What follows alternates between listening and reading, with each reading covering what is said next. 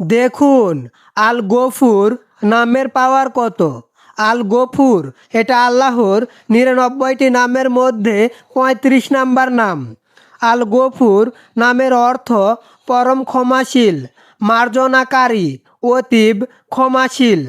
আল গফুর নামের ফজিলত ও আমল, যে ব্যক্তি আল গফুর নামটি অধিক মাত্রায় পাঠ করবে, ইনশাআল্লাহ তার সমস্ত দুঃখ কষ্ট দূর হয়ে যাবে।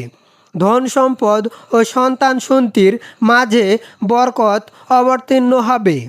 হাদিস শরীফে আছে, যে ব্যক্তি সেজদার ভিতর ইয়া রাব্বি কফিরলি 3 বার পাঠ করবে, আল্লাহ পাক তার পূর্বের ও পরের সমস্ত গুনাহ মার্জনা করে দিবেন। কি ভাই, সোবহান আল্লাহ বলবেন না? ইসলামের এত সুন্দর একটা বিষয় জানলেন।